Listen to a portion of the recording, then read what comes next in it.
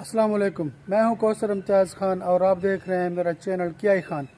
अगर आपके घर में इन्वर्टर लगा हुआ है और वो हर वक्त बीप देता रहता है तो उनमें से कुछ वजूहात में से एक वजह ये भी हो सकती है जो मैं आपको वीडियो में आज दिखाने वाला हूं।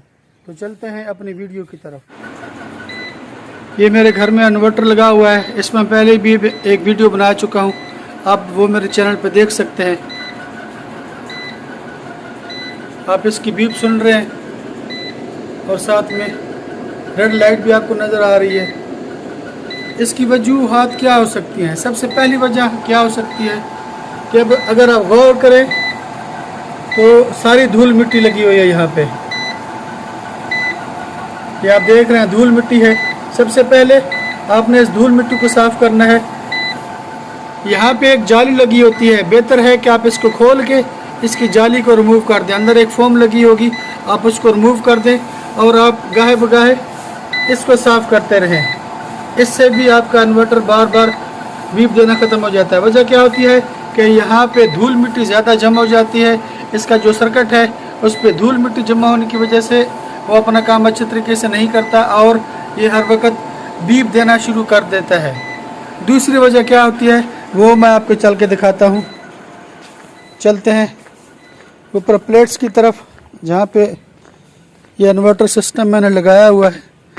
मैंने पहले भी इस पर एक वीडियो बनाई है, अगर आप वो देखना चाहते हैं मेरे चैनल पे आप वो भी देख सकते हैं। ये हम आ गए हैं छत के ऊपर। मेन वजह क्या होती है जो इन्वर्टर आपका बीप देता है, ये अगर आप देखें तो सारी धूल मिट्टी जमी हुई है उसके ऊपर। ये आप देख रहे हैं।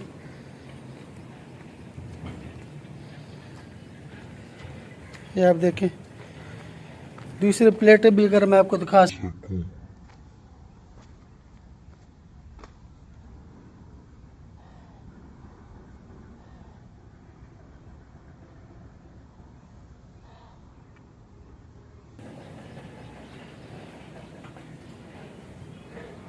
आपकी ये सोलर प्लेट्स अगर नीट एंड क्लीन नहीं होंगी तो करंट अच्छे तरीके से पास नहीं होगा और आपका इन्वर्टर बीप देना शुरू कर देता है।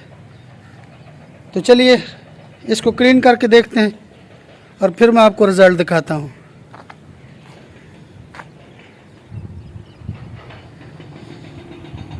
किसी भी साफ़ कपड़े के साथ आपने इसको साफ़ करना है। ये ख्याल रहे कि ये कपड़ा नरम होना चाहिए। सॉफ्ट कपड़े के साथ आपने इसको हल्के हाथ से साफ़ करना है, बहुत ज़्यादा ज़ोर नहीं देना और ने आराम आराम से आपने इसको साफ़ करते जाना है।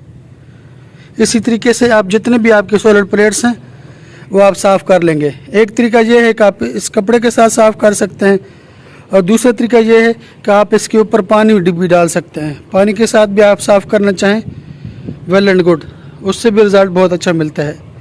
चलिए मैं ये साफ़ कर लेता हूँ, फिर मैं आपको रिज़ल्ट दिखाता हूँ। अब आप देख लें इन प्लेट्स को मैंने अच्छी तरह से साफ़ कर दिया है कपड़े के साथ। सिर्फ एक बात का ध्यान रहे कि सफाई करते वक्त आपने बिल्कुल नरम हाथ से साफ़ करना है। अगर आप ज़ोर से साफ़ करोगे तो इनमें जिससे करंट पास होता है ये अगर ख़राब हो गई तो आपकी प्लेट ख़राब होने का डर रहेगा। अच्छी तरह से साफ़ कर ली हैं। पानी के साथ भी आप साफ़ कर सकते हैं और नरम कपड़े के साथ भी। चलिए अब नीचे चलते हैं और मैं आपको दिखाता हूँ कि इससे हमें कुछ फ़ायदा हुआ है कि नहीं।